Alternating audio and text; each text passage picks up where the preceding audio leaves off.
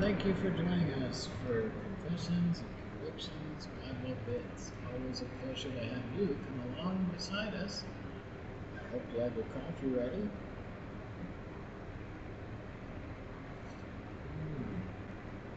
I hope you've invited a friend over. That way you both can have coffee together, spend a few minutes, take a look at this video, talk about it, comment, hopefully hit subscribe, and be on your way for the day. Today's topic's a tough one. It's kind of about when you're 14, 15, 16, all the way to now, for some of you. Why is it such a challenge in this sexually perverse and provocative, upside down, crazed world to stay celibate or chaste? What are some aggravating factors? I'm sure you could volunteer a few. Well, let's think it over. We have become quite permissive of what is acceptable in our day. For instance, things that are easily acceptable today were forbidden on TV pre-1970, 1960, definitely a no-no in 1950s. And most of the stuff that was, well, no longer is it you need to go down to your, liquor store to hide a bag, but you can just go online. You only have to be 18, most of it. And it's almost like gratification on demand. These things used to be shameful and hidden. These things used to be found in a trash can or hidden under some sinner's mattress. See, those things become a sexually saturated secular culture. Even if you go to the Mets game or any game, Dodger game, whatever it is, and you look at the box score, there's always going to be some kind of internet ad or even on TV, something that has completely nothing to do with tires, with a girl and her tops practically all falling out. It's going to be selling you something that you think you're not buying, and you're not. So that's the first challenge. Madison Avenue and Satan, the devil, been around 6,000 years. He knows how to trick you. Second part would be the widespread ease of distribution and availability. I mean, you can still go, I guess, to the old porn stores. I don't know, I haven't been there, but I see some of them still exist as I drive the roads out here.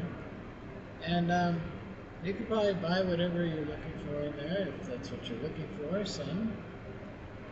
But you don't have to go that far. You can go online and find even, suggestive AI robots that will just pay the money. And I guess back in the day, you used to, if you were really lonely and you didn't have, and you were like a zero awkward socially, you just bought one of those plastic things.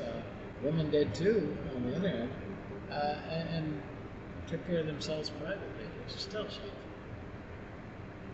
The third thing is that hundreds of years have passed, hundreds of years ago, if you had sex, you usually had pregnancies associated with it.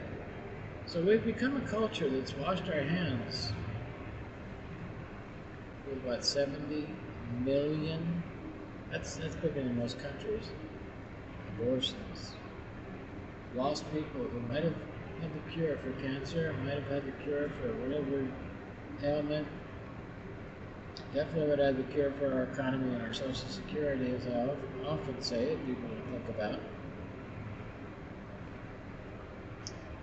Pregnancy, without responsibility. No children. Why bother? Right. Why bother to play the game if you're not really serious? You'd be best off marrying and starting a family and let God take you from there. Don't burn in lust. The fourth thing was a total disconnect. Not only are these people, does just not affect anybody anymore. Just take a pill. abortion. It's like, that's a fetus. That's not a human being. You're fully formed in the womb.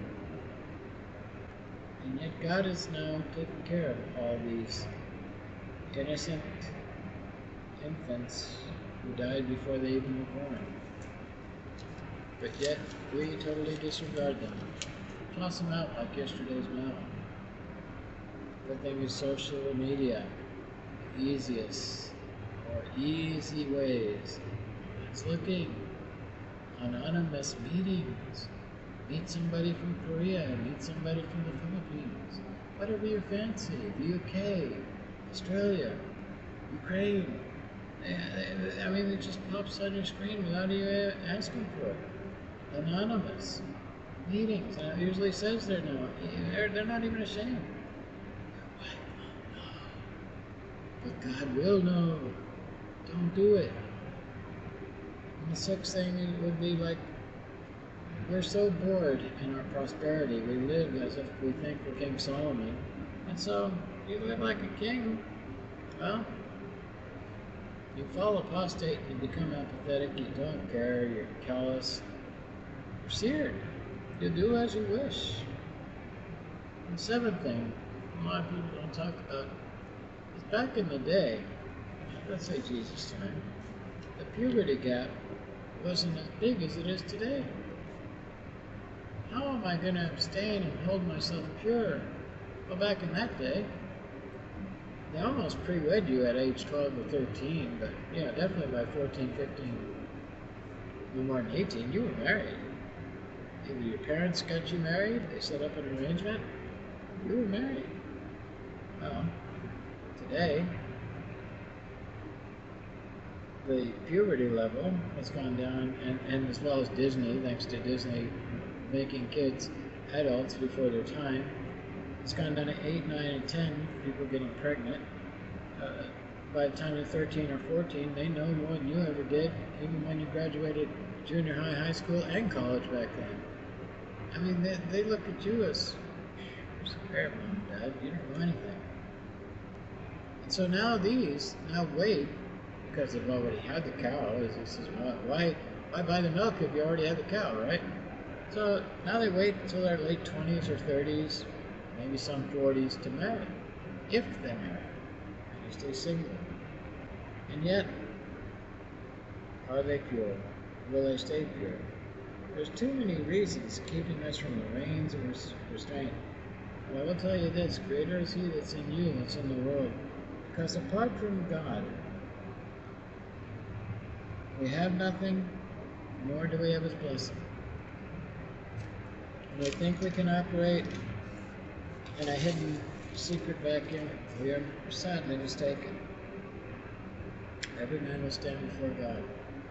Every man will give an account. Well, that's all I have today, folks. Thanks for joining us. May the Lord bless and keep you. I hope that God is continuing to, as you open the book, speak to you. You're walking with Him and growing with Him every single day. Till next time, Lord willing, look forward to meeting you again. Thanks for joining us, and don't forget, hit subscribe. See you next time.